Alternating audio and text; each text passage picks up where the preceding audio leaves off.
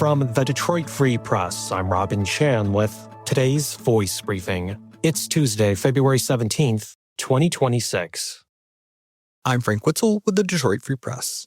Drones, or what the military calls uncrewed aerial systems, are increasingly buzzing Michigan skies as technology that's being used to fight wars, chase bad guys, repair power lines, and even deliver packages. In the past few days, the Trump administration reportedly offered two different explanations, both involving drones, for why the El Paso, Texas airport was shut down, initially for 10 days and then for less than 10 hours. And Friday, Michigan's Governor Gretchen Whitmer, who was at the International Munich Security Conference in Germany, made remarks about how Michigan aimed to be a global leader in the defense and aerospace sectors. Her remarks, which she invoked the state's legacy as the arsenal of democracy, were tied to earlier news that the Department of Defense had designated a swath of northern Michigan as a national test site for drone technology. Small businesses, big companies, and the government are expanding drone tech in Michigan, and if officials and financial projections about its potential are right, the state could see significant benefits from it. There's now even some legal wrangling about what Michigan law says about drones, with one drone flyer hoping that the U.S. Supreme Court will take up his case that deer hunters have a First Amendment right to use drones. In the test site announcement from the Michigan Department of Military and Veteran Affairs, Whitmer touted the new proving grounds as a win for the state that could help it lead the future of aerospace and play a key role in our national defense. The governor noted that the state has been the setting for autonomous drone competitions, but the military designation makes Michigan an even more attractive place for cutting-edge defense and aerospace companies to invest in.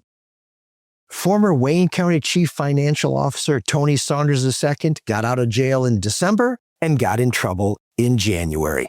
I'm ML Elric, on-guard government watchdog columnist at the Detroit Free Press, and last year I told you about Saunders' problems with women, specifically that he was beating his ex-wife. He pleaded guilty to domestic violence charges and was sentenced to 6 months in jail. He got out a little early, and in January, Fort Lauderdale police say they were called to a motel where a woman said Saunders had been beating her. Authorities in Florida are reviewing whether to bring charges in the case. In the meantime, the Oakland County prosecutor obtained and got an arrest warrant for Saunders on a probation violation charge. I'll tell you what's going on with that case, and because of your subscription, we're able to tell stories like this one.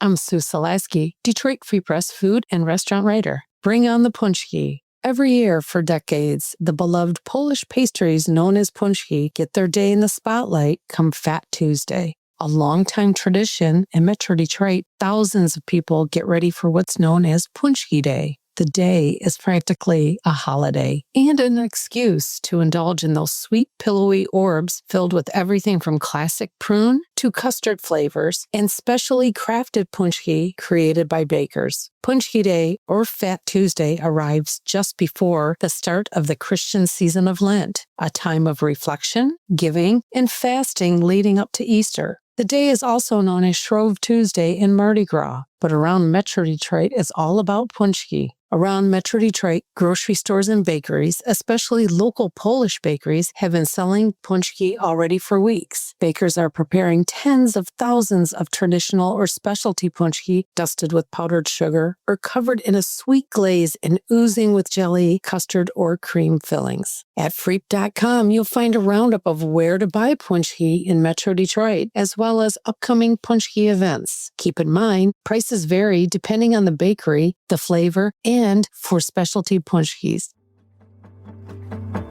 Find more from the Detroit Free Press on Freep.com. That's FREEP.com.